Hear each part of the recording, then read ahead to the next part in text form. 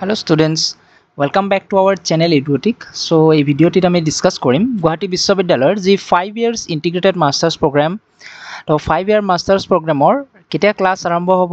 ইয়াৰ minor subject সমূহ কিবা এটা প্ৰবলেম হৈছে তেওঁলোকৰ তো মাইনৰ সাবজেক্ট নতুনকৈ সিলেক্ট কৰিব লাগিব ডেমো ক্লাস কি হ'ব কেনেকৈ হ'ব গোটেইখিনি কথা ডিসকাস কৰিম গতিকে ভিডিওটি শেষলৈকে চাবলৈ নাপাহৰিবা আৰু যদি কিবা কোৱেশ্চন থাকে ভিডিওটিৰ শেষত তোমালোকে জনাবা ঠিক আছে তো ভিডিওটি আমি আৰম্ভ কৰো ইন্ডাকশন প্ৰগ্ৰাম আৰু যি ডেমো ক্লাसेस গুৱাহাটী বিশ্ববিদ্যালয়ৰ হ'বলগীয়া আছিল কেম্পাছত যি 5 years integrated master program তো হেয়া আনএভয়েডেবল সাৰ্কামস্টেন্সৰ কাৰণে তেওঁলোকে ৰিভাইজ কৰিছে আৰু ৰিভাইজ ডেট সমূহ নোটিফাই কৰা হ'ব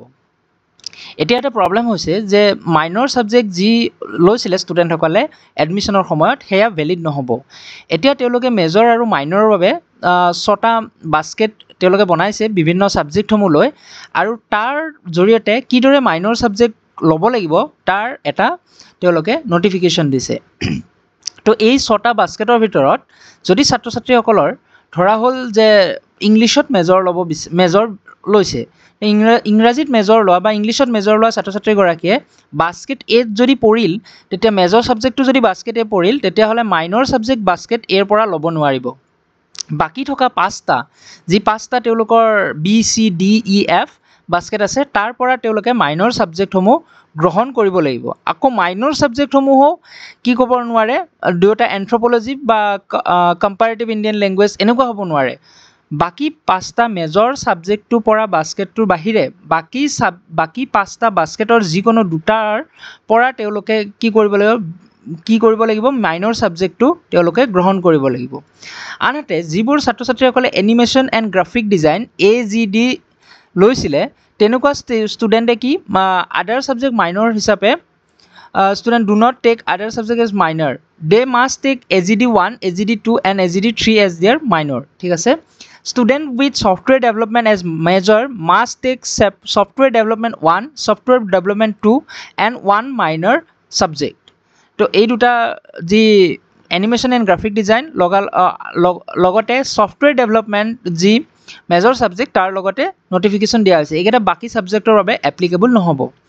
আনহাতে taking the above condition into account student need to inform the university about their fresh selection তেওঁলোকে নতুনকৈ কি মাইনৰ সাবজেক্ট সিলেক্ট কৰিব যেহেতু অলৰেডি কৈ দিলো যে মেজৰ মাইনৰ সাবজেক্ট এটা ভ্যালিড নহয় এডমিশনৰ সময়ত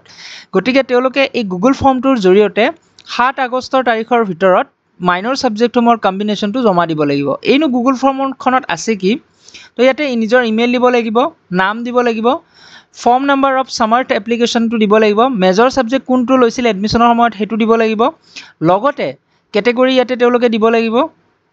তাৰপিছতে percentage in best 4 subject including English হেতু দিব লাগিব excluding physical education and vocational first choice of major কোনটো তেওঁলোকে দিলে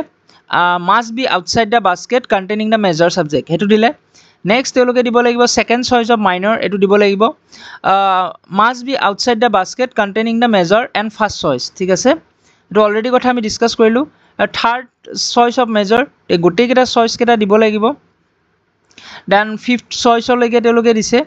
tar bisote declaration I agree to withdraw the minor option indicated in Samart portal while submitting application for admission ঠিক আছে তো ডিক্লাৰেশন তো তেলোকে এগ্ৰি কৰিব লাগিব yes I agree তাৰ পিছত send me এটুত ক্লিক কৰিলে send me a copy of response গতিকে ছাত্ৰ ছাত্ৰীসকলে যি ৰেসপন্স পঠিয়াব তাৰ এটা কপি নিজলৈকে আহিব দেন তেলোকে সাবমিট কৰিব লাগিব তো next student shall visit the university department offering the respective major subject on 12 August ঠিক আছে 12 আগষ্টৰ বাবে ভেৰিফিকেশন কৰিব যাব লাগিব 12 আগষ্টত মাইনৰ সাবজেক্ট এলটমেন্ট হ'ব যি গুগল ফৰ্মখন জমা দিব হেয়া মাইনৰ সাবজেক্ট এলটমেন্ট হ'ব 13 আগষ্টত আৰু ইন্ডাকশন প্ৰগ্ৰাম আৰু ডেমো ক্লাছৰ বিষয়ে তেওঁলোকে কি কৰিব নিজৰ ওয়েবসাইট যোগে জনাব গতিকে যদি ভিডিওটি ভাল পালা তেনেহলে লাইক কৰিবা আৰু এনেকুৱা ধৰণৰ আপডেটেড ভিডিও পাই থাকিবলৈ আমাৰ চেনেলটি সাবস্ক্ৰাইব কৰিবলৈ নাপাহৰিবা ধন্যবাদ